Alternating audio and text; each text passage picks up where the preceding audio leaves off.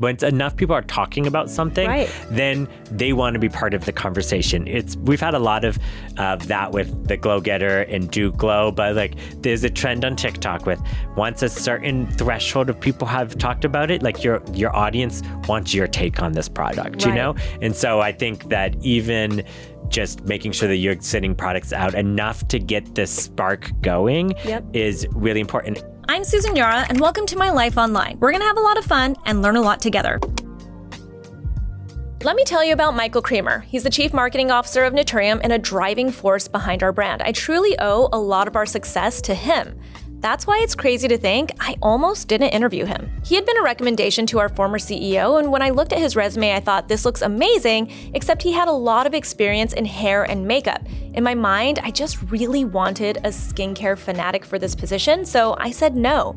But I'm really glad I went to lunch with him anyway. It turns out not only is he a skincare fanatic, but I was blown away by his knowledge of skincare, the market that NATURIUM sits in, social media, and he also happens to be incredibly charming. That's why I'm so excited to welcome him on this episode of My Life Online. I'm so excited to have you on the pod. I guess that's what we're calling it. Me too. Tell us a little bit about your skincare, beauty products that you're using, products that you just love. Hit us with it. Let's start in the shower. Okay. Because, that's my favorite. Yep.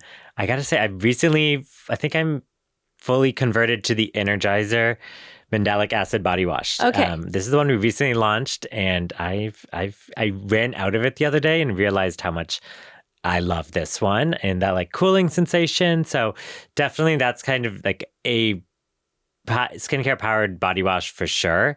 Is kind of where I start the whole body routine. And as you know, I'm probably more obsessed with my body skincare routine at the moment than anything else. Yeah. People probably don't know this, but the Energizer body wash, which is from my brand NATURIUM, was truly the brainchild of Michael. Like Michael kept saying to us, he wanted to have something that felt more lathery, right? You wanted more lather from our body washes. You wanted something that made you feel nice and cool after you got out of the, after the gym and everything. And also something, not that you have body odor. And in fact, we've actually talked about this. Michael doesn't sweat. So he doesn't have body odor.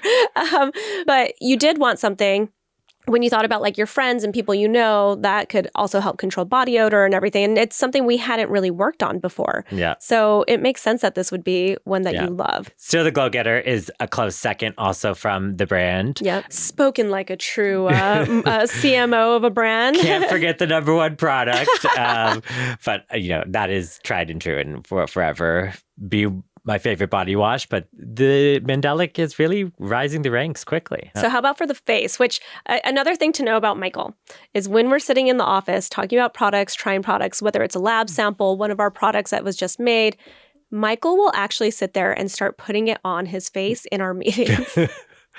I think I don't realize how strange that is, except for I'm probably one of the only people without makeup on. And so me just lathering products on all day feels normal to me. But I get a reaction a lot lately of like, wow, you're just lathering it right away. So face-wise, though, I would say one that I'm really falling in love with is the Vitamin Bright Eye Cream. Mm-hmm. And I'm sorry to only specifically use our brand, but I've fully changed all of my products over, so I don't have much more to speak about.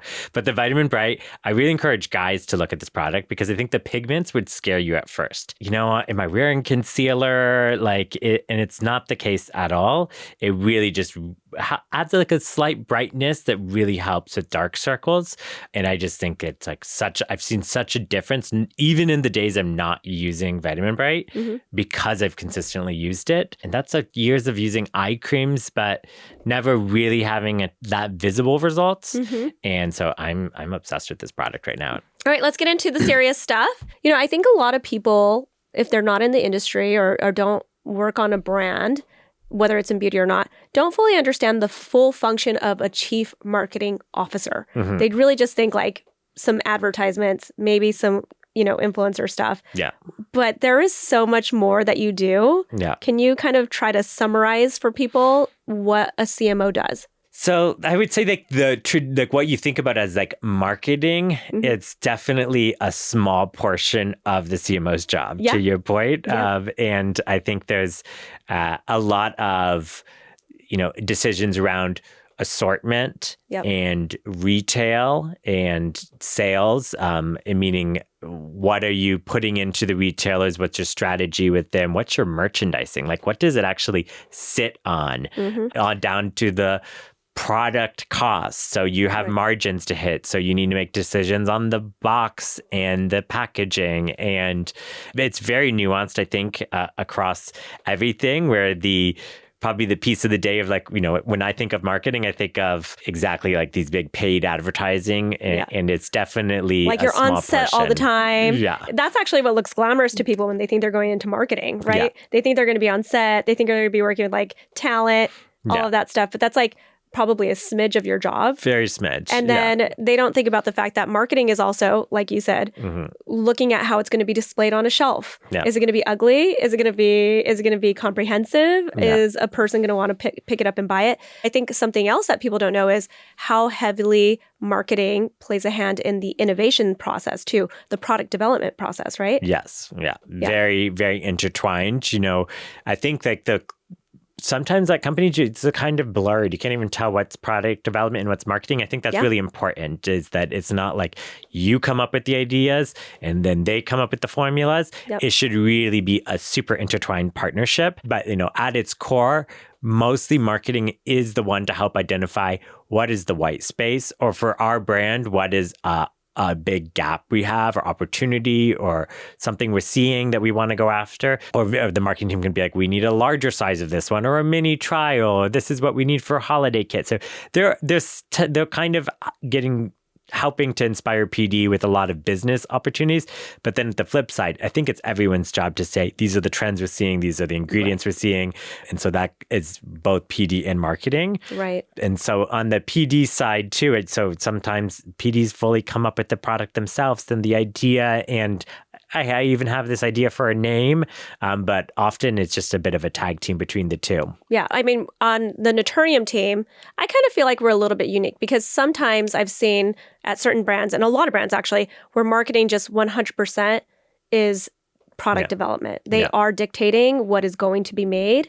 I think that we have a big role in it from the marketing perspective, but we are way more collaborative with the product development team. I actually feel like the product development team is part of the marketing team in a lot of ways. Yeah. So I do think it's really interesting, but people don't realize the marketing team names the products. Yeah. The marketing team chooses the packaging. Like it's definitely a big part of it for sure. And to your point, I've now been at a few companies and it's done differently at every company. Yep. When a lot of the brands I worked at L'Oreal, we were doing you come up with the names, the packaging, the product, and you're briefing just the labs. Because we owned all these labs. Oh, so right. That makes sense. It was even more marketing, and then the labs would send you multiple formulas. Right, based on what they interpreted from these briefs. But the people, these labs are in maybe New Jersey, and I only saw them in person maybe once every other month or so. So very much more at a distance versus where we are sitting in the same office, and it's actually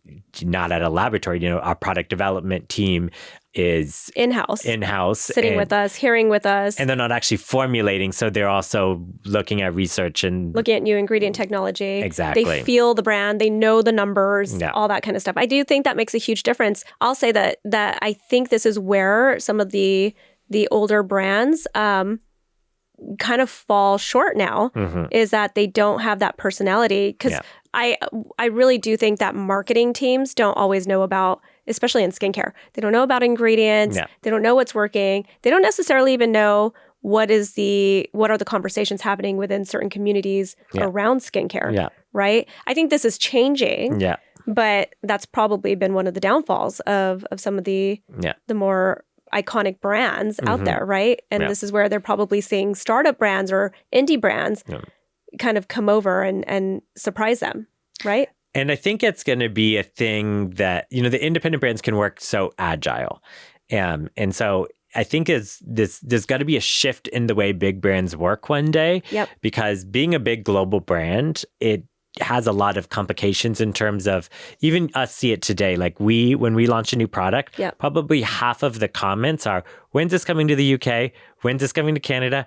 When's it coming to Italy? And the big global brands, they have these huge global launch moments. Right. But if you think about the timelines it takes to have those global launch moments, you need to be working back much further out, like more like a 2-year timeline, right? To by the time you get everything ready to be shipped to every country. And so it's just a very different timeline. And I think that that's something that as a smaller brand, we can benefit from moving super fast. And the bigger brands, even if they want to move super fast, there's logistics, it's a lot harder for them. So give us a little bit of your background, how you got into the beauty industry, what you study, all of it. Give it to us all. So I have been in the beauty industry now 16 years. It was my only besides part-time jobs growing up, this is the only industry I've worked in. And it was actually just a complete fluke how I got into it. I had studied marketing and was graduating a little earlier than my classmates and desperately did not want to move home to mom and dad. And they were like, well, you can stay in Montreal, which is where I was studying, but you need to have a job.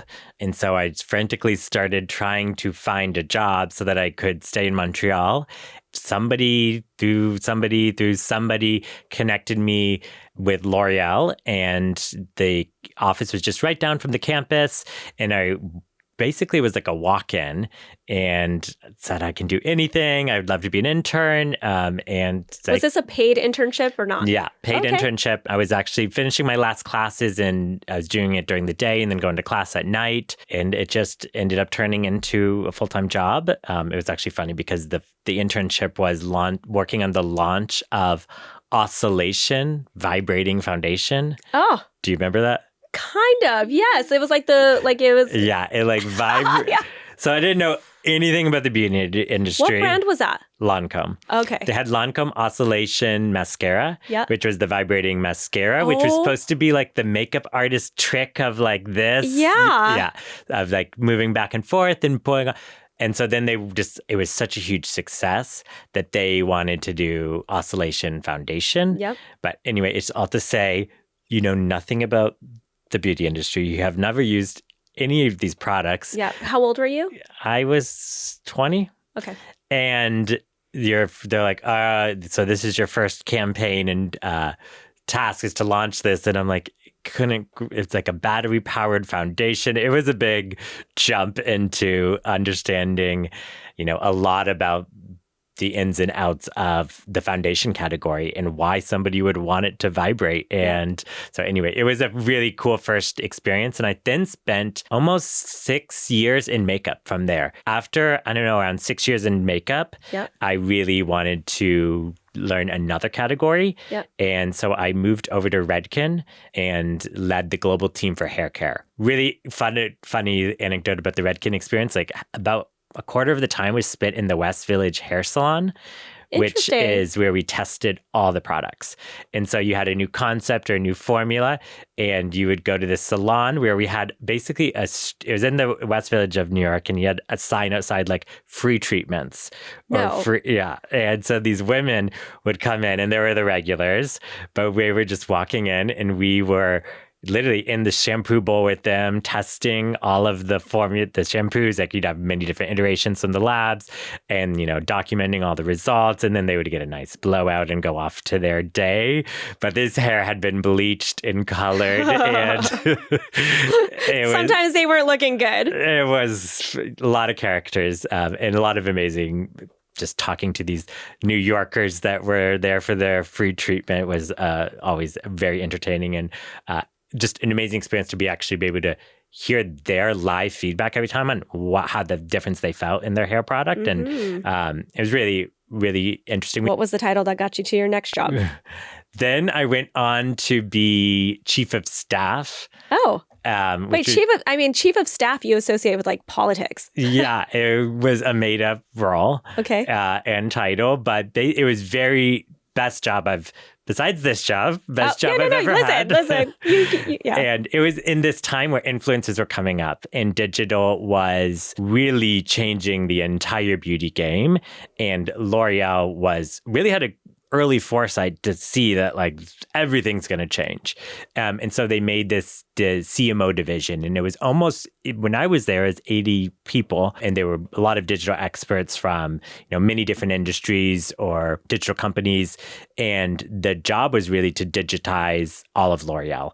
So I understand half of what these people were talking about half the time. Yeah. But my role was just be able to bring everything they're doing and try to get the brands to use or understand or bring the brand's problems to the division. So this chief of staff role was basically connecting all of the different brands. At L'Oreal, there's 4 divisions: the active division, the consumer division, the luxury, and the professional division. Active being like those dermatologist brands. Yep. So you can imagine all the brands within those 4 divisions. It's just a lot to move that whole ship.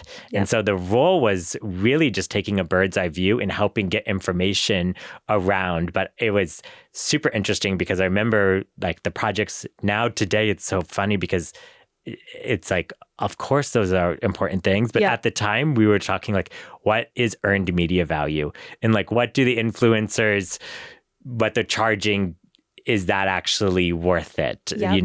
Like, are they charging the right fees? And like everything was just being studied for the first time. And so it was a really interesting role. Even like we built our own first ever programmatic in-house team. So L'Oreal was actually buying all of their media for the brands in-house for the first time, and just tons of really cool projects like this, trying to digitize and modernize the whole company. And so then that led me to probably the biggest job I had at L'Oreal was when I was offered the vice president of marketing for NYX Professional Makeup. And this was really that perfect next step because it combined my original makeup experience with the digital experience that I had just been gaining. Yep. And at least put it to practice because NYX was by far the most digitally advanced brand that L'Oreal owned. They had bought it a couple years before I was brought on, and they bought it because like nobody could understand how they built this brand without paid media. When did you move to LA? And when did you move to? So I think I moved to 2018, 2019. Moved to LA with NYX, and I was there for about a year and a half. And at this stage, I just thought I was going to be at L'Oreal forever. You were a lifer. Was a lifer. Absolutely loved it. But then you get to California and there's a lot of independent beauty brands happening. In New York, it's the Estee Lauder and the L'Oreal and the Coty and the Revlon. And it's these big corporations. And we all had non-competes. I really liked working at L'Oreal, so I wasn't that interested. But there's a lot of non-competes, meaning that if somebody's going to hire you, they would have to wait a year until I can work there. So I didn't even look around. Getting to California, although I really loved NYX and I loved the brand, I was just very cool to see these independent beauty companies, and non-competes don't exist in California. Yep. So just was starting to open let's just see what's out there. And during this exploration, I discovered an opportunity at this brand called Pacifica. So I joined Pacifica as their first ever CMO. Chief Marketing Officer. Chief Marketing Officer. So it was very interesting to go from all of the L'Oreal resources to a family-owned business. Yeah. And how many employees at the time? I don't think we were ever above 50. Okay. But that's actually pretty big, though, for a startup. For a startup, that could be big. We, when I joined, we were about 3 months before COVID happened. Ooh. So the time that this is I feel like you talk to anybody the 2 to 3 month mark before COVID, before lockdown, basically. Yeah. Everybody was so hopeful. Yeah. Everything, it felt like it was going to be our year. Yeah. Right? Yeah. After 3 years, I met you. Yeah. And the rest is history. But I had been working with Target for many years. And I couldn't believe what I was seeing with Naturium's numbers at Target straight out the gate. Yeah. And so I was super impressed by what I was seeing, and just really personally was buying the brand because I heard such amazing things about the products. And so that's what really just excited me, was I know how hard it is to break through in Target, and seeing a skincare brand that did it so quickly, I was really excited about the opportunity. And I'll tell you, that was when we've had our lunch, I was kind of shocked, actually, that you brought so many numbers from Target. First off, I was kind of like, where do you get these numbers?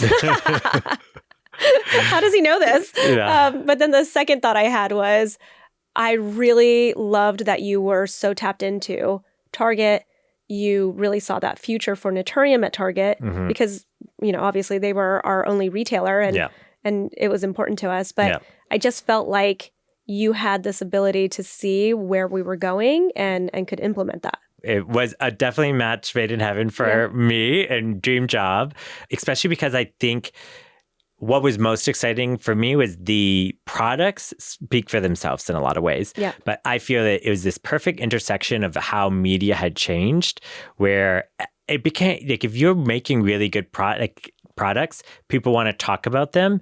And all these social platforms were made about like spreading the secret, And so Naturium was just this really secret that people wanted to spread. Like they feel like they had found something and they couldn't believe the price and the results they were getting and they wanted to share it. I really wanted to be a brand that was on that side of creating things that we wanted people to talk about. Right. So how we, work with our marketing team today is we want to get our products out into as many hands as possible. And I know that sounds like baseline, but it wasn't baseline before. Not every brand was wanting everybody to talk and review their products live and give feedback. And I saw after our lunch that that's your background. That's what you love doing. And so just like leaning into that, I think really is what set us apart, is the fact that we wanted people to talk about the products as much as possible. And then we were going to amplify those voices. Yeah. And so I had a moment of learning about this in all my past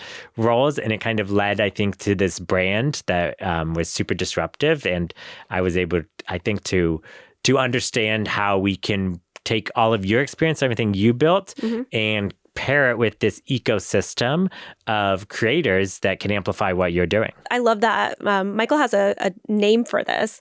It's your marketing flywheel. Yeah. Right? Engagement engine or flywheel. We kind of flip it around, but yeah. So explain to everybody what you mean by a marketing flywheel, because I'm sure a lot of brands think that they have a marketing flywheel, right? Yeah. I think the marketing flywheel, the idea of the flywheel kind of means it's never stopping. Yeah. And you're constantly moving. Okay. And so this flywheel for us, in summary at Naturium, we start the flywheel by getting products out. Okay. And so, I think that's step one. And it's just not like a spray and pray something, just send the mailer out. You got to be really thoughtful about who you're sending to get the results you want. Right. Okay. So let's actually kind of take it back again for somebody that might not understand. And actually, people ask me this all the time when they're trying to start brands. They're like, how do you guys do this? When you say who you're sending this out, this is the PR portion of it where we're sending free product to content creators or influential people, because it's not always somebody that has like a massive following per se. So it's really strategic and thoughtful about who we're sending to. Yeah. And then you get this product out to them. What are you doing now? So at this stage now, the products are out and it's time to really amp up the social listening. Okay. So we want to see everything that's coming in. And I say everything, really mean everything. We, as a team, we live by that hashtag Naturium or the tags we're in, but we want to see, and we have different digital tools we can use as well. Shout out to Tribe Dynamics. Yeah, serious. We really like to see live what all the posts are coming in and see the reaction. So that's kind of the social listening aspect of it. And so I always say, like, those initial boxes, they go out, and probably say you sent 300 boxes out. Yeah. You might get about 1/3 of it is just unboxing content, and nothing against unboxing content. I think that has a great purpose in, brand awareness, announcing a new launch, but it's not normally that like, aha, I need to buy moment. Which important for not just the brands. Yeah. But important for the content creators. If you're a content creator and you're like, I want brands to work with me, and all you do is unboxing on your stories and your TikTok, the brand's grateful for the mention and showing a product, but it doesn't really do much for the brand, right? Correct. I think better that than nothing. Than so nothing, thank you for for sure. unboxing if that's all you did. But at the same time, if you really, and if that's all you're doing because you use the product and you don't love, it's not for you, that's fine. But if we're really looking for that spark moment, which is that they've used the product and they want to talk about their experience with the product. Right. And so this is where I find that a lot of brands are looking at the cost of the send in the box very short-sighted. Yep. They look at like, what was the cost of the actually sending out the products in the box itself, the man, like there's a lot of costs associated in getting products out that it can add up quickly. But then they're looking, okay, what was my earned media value? But they're often looking in like a 3-week, 4-week window, which is really just your unboxings. Yep. And it's like, did the unboxings pay for the sending out of the products? Yep. And I don't think that's the right window. I think that like you have to take a much longer view and see like when I looked at all of some of our best performing ads or content of past years, they came from a box. Originally was the mailer was sent to somebody and then they made a great piece of content that then we were able to leverage. So that second or a person truly just went out and bought a product like at Target or something. Yeah.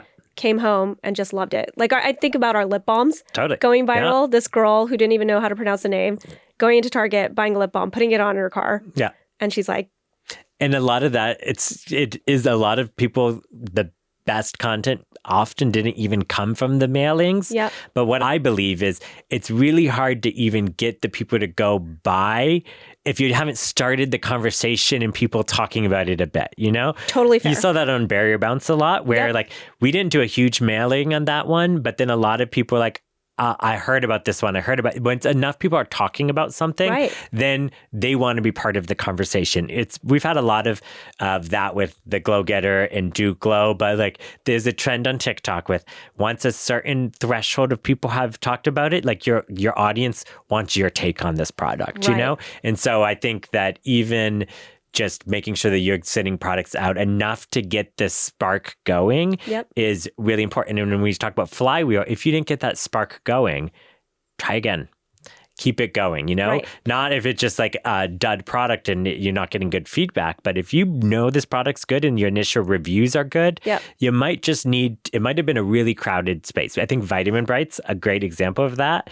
This is our eye cream that he loves. Yeah, I think we've probably sent it out 3 times. Okay. But like the first time, I don't know, maybe we had a lot going on. Maybe it was really crowded time, but like I didn't see a big spike in the product. And then all of a sudden, 4 months later, new send, starting to get some great content in on it. And then, so the big next piece is content's out in the world. And then how do I take that content and reach more people with it? And that's really where we are as a team focused there. And so see that Vitamin Bright content now that I had a few more videos, we are actually able to turn that into media assets that reach more people. You know, like what do you think brands are missing, especially the big brands? So I think the brands might be missing scale. As the biggest thing. As you kind of even talk through like the different jobs I was speaking about, it's like every moment in time has really changed a lot. So, you know, it's like the TV ads and the big print ads.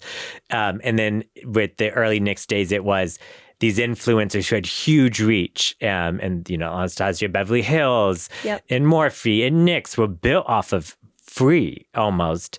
But organic conversations from content creators. Yes. And then there was the next shift, which was, okay, they're not free anymore, but you just need to pay some big ones a certain amount a few times and you got the reach you needed and then you were, you know, again off to the races. Now, I think the missing piece is that you can still pay for your big paid partnerships, but it can't be standalone. And there has to be more surround sound in how much is happening every single day, just relying on one or two big things. So I think that the bigger brands, if I ever see one issue would really just be making sure you're getting to the full scale of what's happening, especially on platforms like TikTok. There's so many young creators with big influence. Yep. Definitely having that surround sound is a big deal for sure. And what I think, for people that don't really understand what Michael's saying is, I think a lot of the time we see too many brands just spend a lot of money, sometimes more money than they probably should, on influencers that have massive followings, but it's much more nuanced. You do need to have people that, it's like having a portfolio, right? You don't want to have all your money in one business that you're investing in or anything. You want to have it spread out because you don't know who's going to hit and who's not. And you also want to make sure you're hitting lots of different conversations and audiences, right? And the other piece I was thinking about is, which I'm always shocked about still, is the number of big brands I talk to that they outsource their relationships. Right. And I am always surprised about that. I understand that there's a lot of amazing influencer agencies. Yep. I think for a lot of industries, it works too. Maybe you're in the alcohol industry and there's a lot of like regulations and, complications about doing paid partnerships for, that specific product. Yep. But in skincare and beauty, I think the relationships and having the brand have a one-to-one relationship with their community is really, really important. Well, it's how you actually have a community. Before I had you and the team, it was really the only thing I could probably do. I didn't even have the budget to truly sponsor a ton of influencers when we were first starting out. So the one thing I could do was just stay in contact with my community. And just really talk to them. So that makes complete sense. I can tell you on the talent management side, there are pros and cons to these agencies. Sometimes we like to have the agencies because, content creators can sometimes be unprofessional. They can, there's tons of professional ones too. But then there are some that just don't know how to just, be professional, right? It's not, this isn't a joke when you're spending money on content, no matter what the budget is. But that said, a lot gets lost. It's like a game of telephone. It's like we as a brand have this message we're trying to communicate and we're going to hire all these content creators to give this message to their audience. But you then hire somebody else in between who has other people in that agency working who then go, it might even get through 3 more ears and get down to some people who are the youngest workers to then go find these content creators. And by the time the message is given to the content creators, it really has been diluted. 100%. It's a completely different message. And the thing that I've spoken about this for years now, and surprised that it just takes a big organizational change. So if you look at the way we have our team, the more than half of the marketing team works on the community. Right. And even from the beginning, the first extra headcount, so yes, we get one more headcount, that goes and focuses on the community. If you're going, I understand it's a lot. If you say, I'm going to own all these relationships, it takes people to manage all those relationships. So it's not an easy feat to structure your team that way. And a lot of people would, want to have way bigger digital teams. It's or brand teams. And just how we did it, we kind of switched it around a little bit and said, actually, agencies for digital, we can work with that a lot. They have expertise. They can help you scale really fast. There's a lot of digital agencies or freelancers in the digital space that can really help you accelerate. But those relationships, those are what we really want to own in-house. And so that's, I think, a structural thing that a lot of older brands just aren't built that way. Yeah, for sure. And I think they don't realize that content creators are human beings. They want to feel special too. They want to feel like they're loved. If they love the brand, they want to feel loved back. Do you find that finding these media assets, whether these are big content creators or not, which most of the time they tend to not be the biggest of the content creators, do you find that that's more helpful than actually just picking out a big content creator, a big influencer, and just paying them to create an ad? Kind of cold turkey? Yes. I always get afraid of saying that, having so many influencer friends that love the big paid partnerships. You know what, though? I think this is important for influencers to know, right? You're saying this to me, too, as an influencer, right? And I also obviously know this. But, I think the question that I get sometimes just as an old school influencer, I suppose, somebody who's been on the internet for a very long time, these newer influencers who sometimes are bigger than me now, right? They've just amassed these huge followings with millions of people. They'll be like, why am I not making the money that I thought anymore? Or like, why are the ads slowing down? Or what is it that's, like, why haven't I become this like golden child? Because there are these like handful of multi-mega, influencers who just are making so much money. Yeah. And everyone wants to get to that position. But I feel like the tide is, it's kind of changing. This whole industry is changing right now. And I think it's because of this. And I think this is important for them to know. And I think I would say I would put it not just on the creators but also the brands. Right. When doing these paid partnerships, I still can't say we've got it right. I don't see many brands that do, but just when you're briefing someone and asking them to do it and doing a paid partnership, for whatever reason, no matter if you're the best of the best at it, it doesn't feel as impactful as if you just chose to put on your camera and make that video yourself just because you loved the product so much and you just wanted to tell your audience, you know? And so it's just that getting the excitement and authenticity of a paid partnership is just much harder than it is when someone organically did it themselves. So even I've thought about sometimes maybe paid partnerships aren't dead, but you just should be saying, make a video about any Naturium product you absolutely love. And that's the brief. But that's the problem also. It doesn't work like that either. Even for me as a content creator, I think I've been around long enough and brands have worked with me long enough. And I think because I'm on the brand side too, I am pretty good at just going. Like if you tell me, pick a product, because we know you've talked about our brand several times, you just talk about the product that you're going to love. The problem with that still is that it's not organic. Like I think that I see too many content creators now. They're so used to getting paid for everything that they almost don't talk about anything unless it's a partnership at this point. Yeah. So they don't even know how to organically talk about products. Yeah. You know what I mean? So even if we were to be loose like that and be like, no, you know what? We know you love a product. Yeah. Just talk about it. It's not as easy for them because it truly isn't organic for them. Yeah. Right? 100%. And so I think one lesson for content creators is to make sure that you're still organically talking about brands. I don't take many partnerships anymore, but I do think about this. If a brand is reaching out, or if I just really love a brand, I try to make it a habit to talk about it online because I want to make sure that it's just flowing. Yeah. And I'm not skewing the message, especially if I know a partnership with that brand is going to be coming up because they have reached out. I want to make sure I am really saying the things that I want to say about this brand before I'm told what to say. Yeah. You're especially know this, but as a creator, you're your own media channel. Yeah. And so if you're thinking about, am I just running commercials or what's the programming? Yeah. And I think that's programming. That's such a good point. And I think what's the programming of a lot of these is that authentic takes on things. And that's why we're there. And so the more that we as Naturium can enter into that authentic conversation, that's what we really like to do. And my favorite meeting of the week, as you know, is the one where we just watch all the videos that came in over the last week, and then we just view, and it's so much fun to take a pause in your crazy week to just hear what people think about the products and seeing their live reaction. And so this is also a great moment that a lot of these people that we contact, they were not a creator.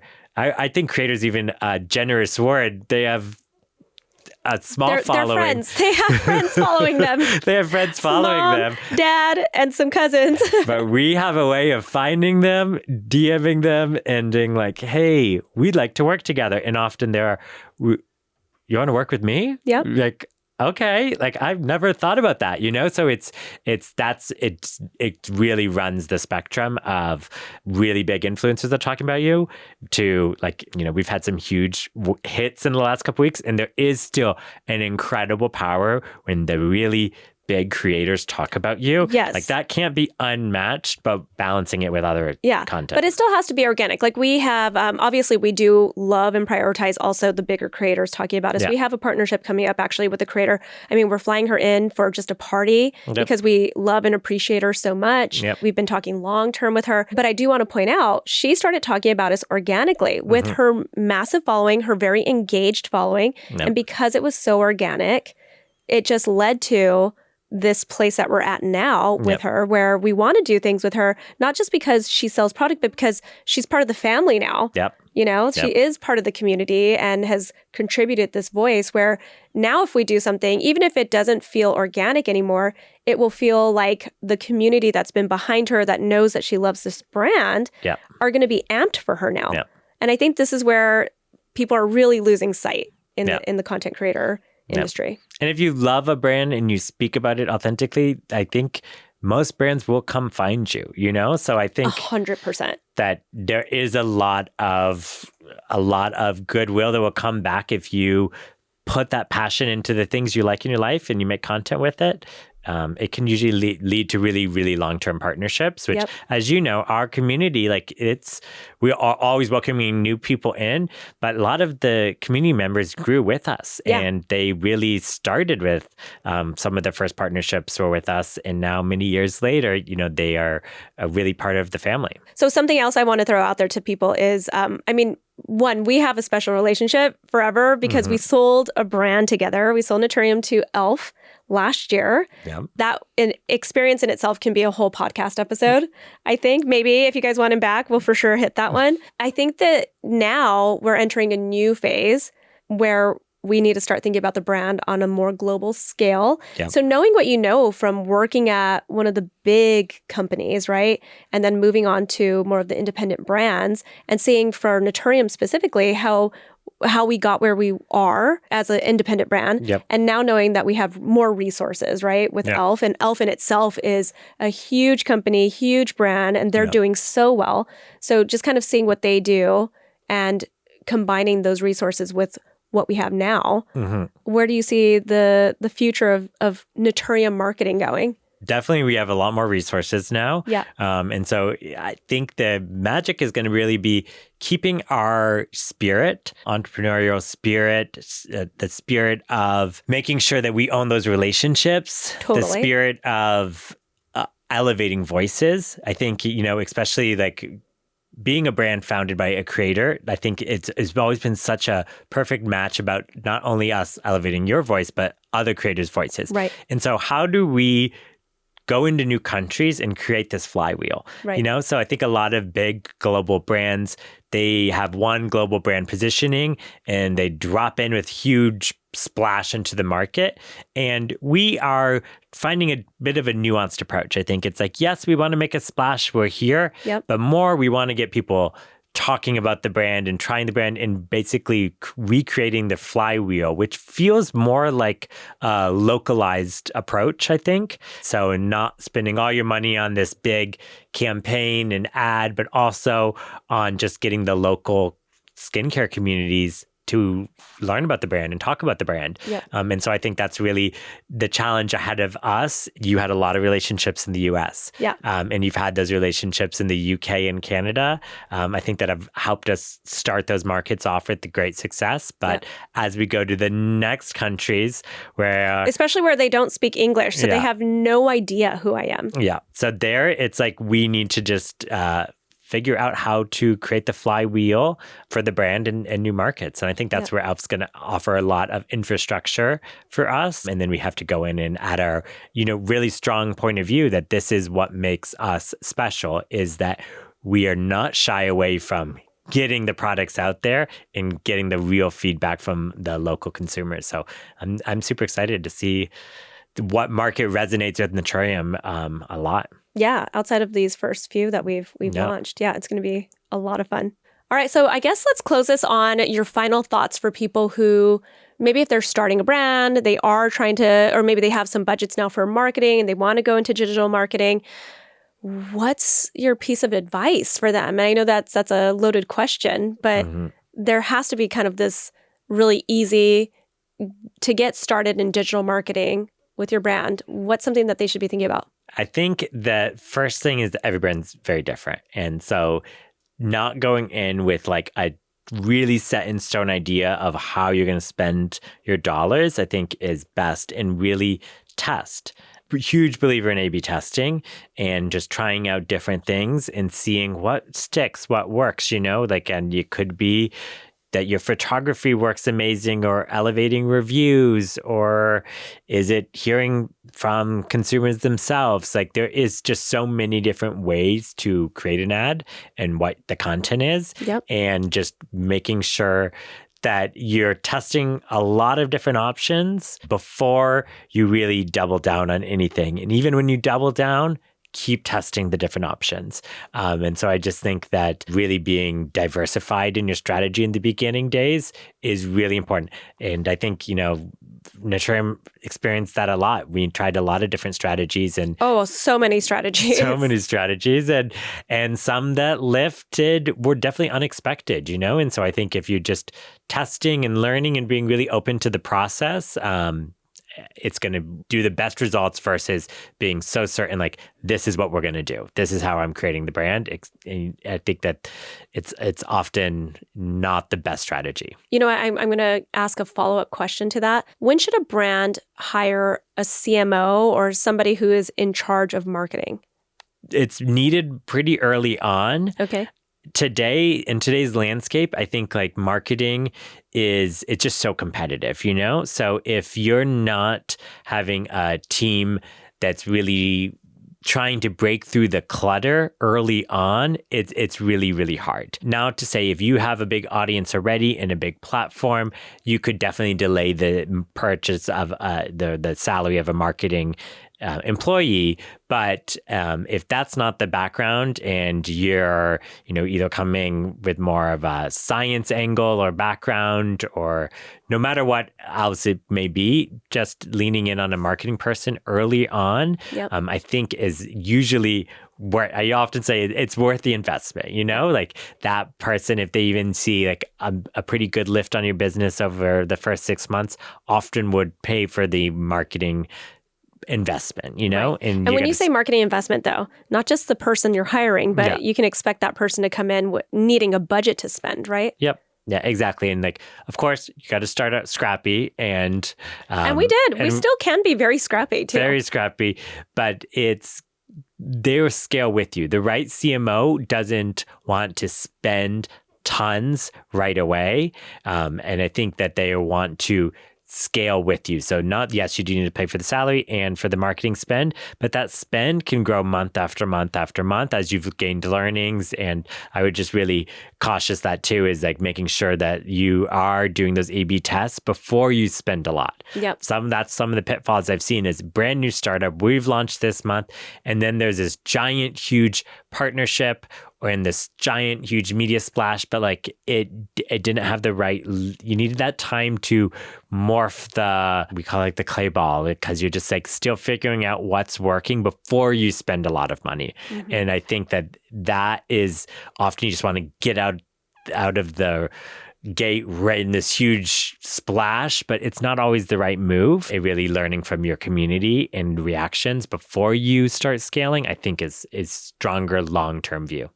Okay.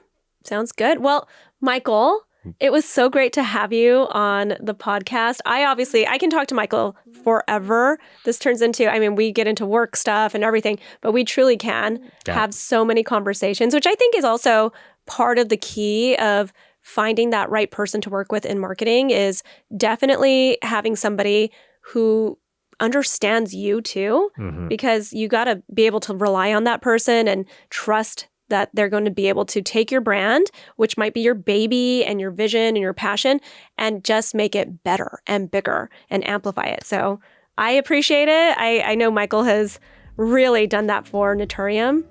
And, that's the reason why I tell him I'm a stage 5 clinger and I'll find him no matter what. But I appreciate you. No, I appreciate you. It's been a fun ride, and thanks for having me. Thanks for joining us on this episode of My Life Online. If you enjoyed it, make sure to follow, rate, and review, and also share it with a friend so we can continue making great episodes for you. You can also find me on social media. I'm at Susan Yara, and if you love all things beauty, especially skincare, make sure to check out my YouTube channel, Mixed Makeup. A big thank you to Spotify for hosting the interview portion of this episode, and I'll talk to you soon.